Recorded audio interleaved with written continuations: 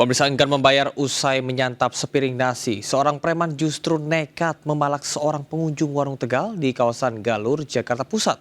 Ironisnya berbekal pisau, pelaku memaksa menaiki motor korban yang hendak pulang sambil mengancam akan memecahkan kaca warteg.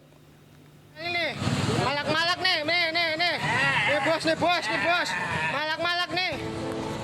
Aksi pemalakan terjadi di sebuah warteg alias warung Tegal di kawasan perempatan Galur, Kemayoran, Jakarta Pusat, Rabu malam. Aksi pria diduga preman ini sangat meresahkan banyak orang.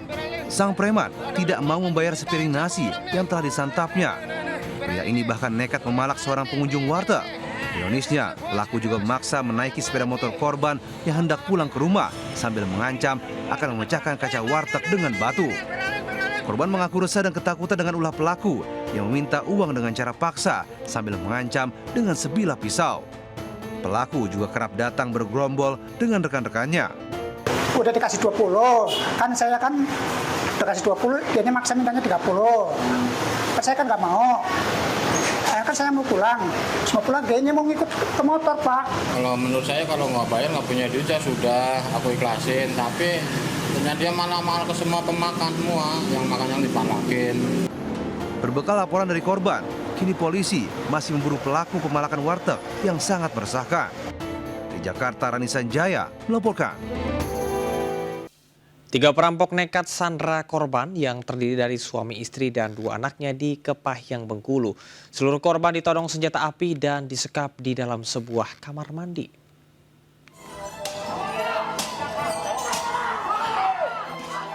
Polisi bersenjata lengkap mencoba masuk ruko dengan memecahkan kaca lantai 2 ruko untuk meringkus 3 rampok yang menyandra Pak Sutri dan 2 anaknya di Meranti Jaya, Ujan Mas, Kepahyang, Bengkulu. Namun para pelaku enggan menyerah dan melakukan perlawanan. Bahkan salah satu pelaku berusaha kabur dengan cara melompat dari lantai atas ruko meskipun polisi beberapa kali melepaskan tembakan peringatan. Usai beberapa saat, polisi bisa meringkus ketiga pelaku, Aleman 35 tahun, Iwan 24 tahun, dan Effendi 46 tahun tanpa adanya korban jiwa. Selain pelaku, polisi juga menyita 1 pucuk senjata api rakitan berisi 6 butir peluru, linggis, 9 senjata tajam, dan 1 unit kendaraan roda 4. Jadi kita melakukan penangkapan dengan cara memasuki rumah dengan cara memecahkan kaca di bagian kamar korban tersebut dan masuk ke dalam rumah. Dan kita melakukan pengejaran yang bersangkutan, tersangka 1 yang di dalam rumah ini melompat dari lantai 3. Ketiga pelaku kini sudah digelandang ke kantor polisi guna melakukan pemeriksaan. Dari Kepahyang, Bengkulu, Widodo Waluyo Anyus melaporkan. Seorang ibu rumah tangga yang tengah membonceng anaknya berusia 2 tahun terjatuh usai dijamret di Makassar, Sulawesi Selatan. Akibat kejadian tersebut, korban menderita sejumlah luka di tubuhnya usai terseret di aspal jalan.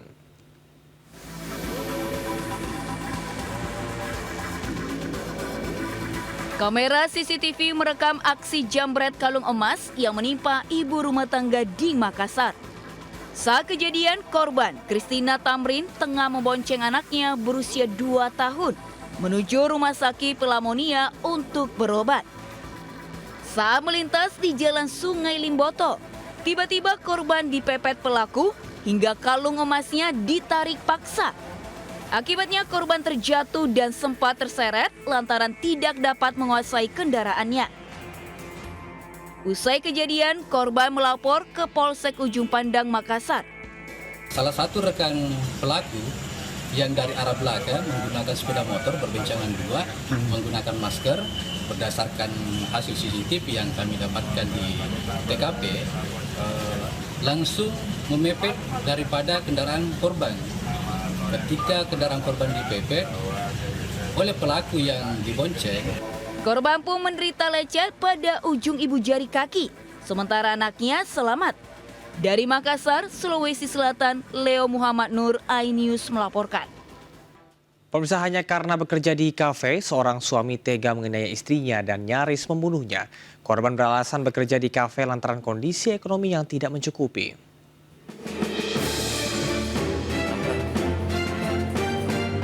Pria 40 tahun ini terpaksa harus mendekam di tahanan Mapolsek Biringkanaya, Kota Makassar, Sulawesi Selatan. Polisi menahan AN karena menganiaya istrinya sepulang dari merantau di Kalimantan. Pelaku menganiaya istrinya di kamar kos tempat mereka tinggal dan mengancam korban dengan pisau dapur. Penganiayaan dipicu hanya karena istrinya bekerja di kafe. Korban bekerja di kafe karena kesulitan ekonomi.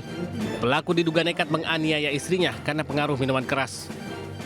Menurut dari keterangan visum, terdapat beberapa luka di sekujur tubuh korban. Terduga A ini menganiaya istrinya. Setelah itu, terduga A mengambil pisau dapur ingin menikam istrinya.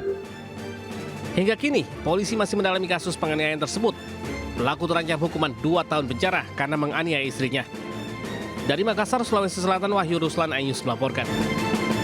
Terima kasih Anda masih di Jurnalintas iNews Pagi bersama saya Camar Haenda. Jelang malam pergantian tahun, polisi merazia sejumlah penginapan dan eks-lokalisasi Saritem di Bandung, Jawa Barat. Dalam razia tersebut, polisi mengamankan 4 wanita PSK dan 1 orang yang diduga mucikari.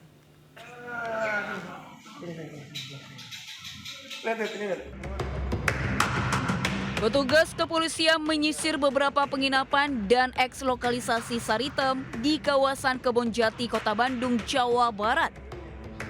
Dalam razia tersebut, petugas berhasil mengamankan 4 orang wanita yang diduga sebagai PSK. Petugas juga menangkap seorang laki-laki yang diduga sebagai muncikari. Para pelaku kemudian dibawa ke Polsek Andir untuk didata. Razia yang digelar kali ini dalam rangka menjaga keamanan dan ketertiban pada saat perayaan Natal dan Tahun Baru. Untuk penyelidikan lebih lanjut, keempat PSK dan muncikari kini masih diperiksa petugas. Dari Bandung, Jawa Barat, Jubita Melana, iNews melaporkan. Video dugaan arogansi oknum Satpol PP di Gorontalo beredar di media sosial. Oknum Satpol PP tak hanya memukul, tapi juga menendang pengendara motor tersebut.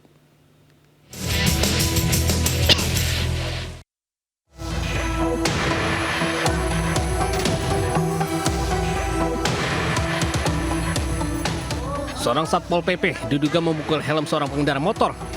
Pukulan didapatkan Ibrahim Usman saat akan keluar kantor Gubernur Gorontalo usai mengantar istrinya bekerja. Usai mendapatkan pukulan, korban sempat pusing dan meminta bantuan dari Satpol PP lain. Korban pun sempat meminta izin untuk duduk dan beristirahat sebentar.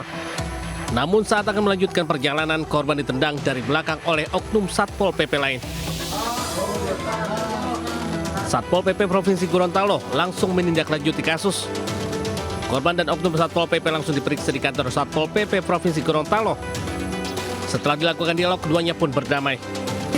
Tiba-tiba berdiri, semua bawa jalan, ada tendangan itu dari belakang. Kena di mana, Pak? Pasti di bagian pantat, pasti karena kemaluan. Oke. Meski telah berdamai, namun pihak kantor Satpol PP Provinsi Gorontalo memastikan akan menindaklanjuti dan memeriksa oknum petugas tersebut. Kejadian tersebut kami sayangkan, terlalu cepat mengambil kesimpulan awal. Artinya apa? Pemeriksaan, penyelidikan itu belum tuntas. Kasus dugaan arogansi oknum Satpol PP kini menjadi perhatian publik Gorontalo. Bahkan rencananya pihak DPRD Provinsi akan memanggil Satpol PP guna meminta kejelasan soal kasus ini. Dari Gorontalo, Nur Faizi Lahasan, iNews melaporkan.